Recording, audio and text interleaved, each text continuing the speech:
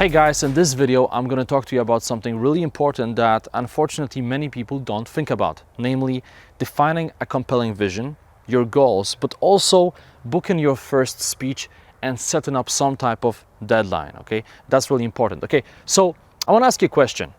Let's say that you have two scenarios. In the first one, you are learning Italian simply because you like it. And in the second scenario, you're learning Italian because you like it, but also 6 weeks from now, you are actually traveling to Rome and you want to make sure that you can use Italian during basic conversations. So the question is, in which scenario will you learn more?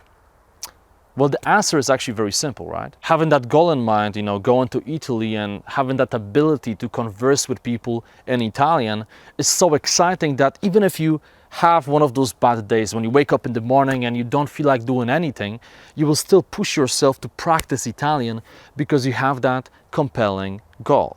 So the same thing applies to public speaking, all right? Now, if you simply want to improve yourself and you don't have anything specific in mind, well, of course, you will learn, you will get better, but if you want to take it to the next level, you should clearly define what's your vision, okay? So what's your essentially snapshot of your ideal life in the future in the context of public speaking.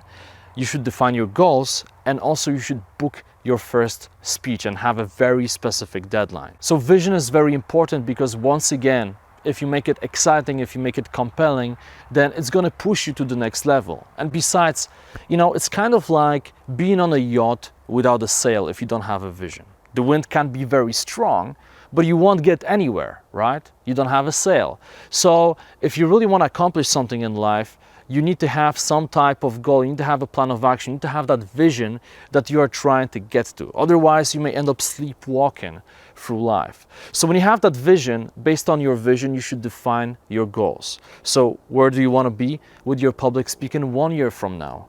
Where do you want to be in public speaking 2 years from now? What do you want to accomplish? What type of presenter do you want to become? And of course, everyone is different. You may be watching this and perhaps you are a vice president in a company, and the only reason you want to become better in public speaking is because you essentially want to become a better leader. You want to know how to lead and motivate your employees. Or perhaps you want to become a professional speaker and actually end up making a lot of money on your speaking gigs. Whatever the situation is, it doesn't matter. You have to have that compelling vision and goals. Now, I also mentioned booking your first speech because this is something that's going to make everything more real. Now, when you know that, let's say 2 weeks or 4 weeks from now, you have to deliver some type of presentation, you may not feel ready now, but it's totally fine because that's going to only propel you to take action every single day. Now, some people tell me, but you know what, I'm a really hard case. I can't present in front of 3 people now. I would literally pass out from fear.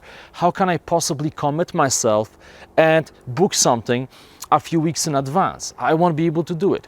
And you see, that's the point.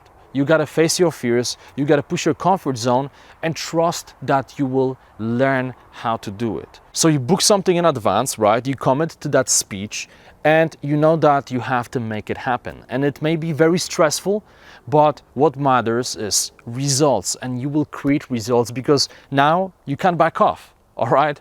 Now you have to do it.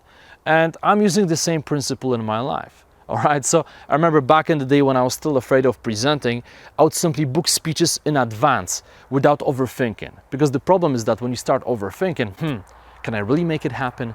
Maybe I shouldn't book it yet. Maybe I should practice first.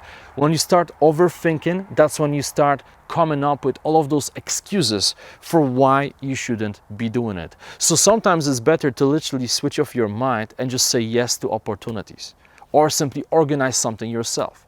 If you don't feel enough courage to give public presentation, for example at Toastmasters or at your company or whatever it is, you can simply tell your friends, hey, listen guys, next week I'm going to be hosting a flat party. And before we go out, I just want to, present something in front of you. I want to share with you a 15-minute story about something that happened to me. Please come. I'm going to really appreciate it. And boom. Now you have no other choice. You have to do it. You put that pressure on yourself, but I can guarantee you that after you deliver your first speech, everything will change, okay? Everything will change because you will realize that all those fears you had in your mind are actually not so big, okay? When you look at your fears, they seem very big. But once you get closer to them and you push for them, you realize, oh wow, it's not as scary as it seemed. So make sure that you do it, define a compelling vision, set massive goals that really excite you, and also book your first speech.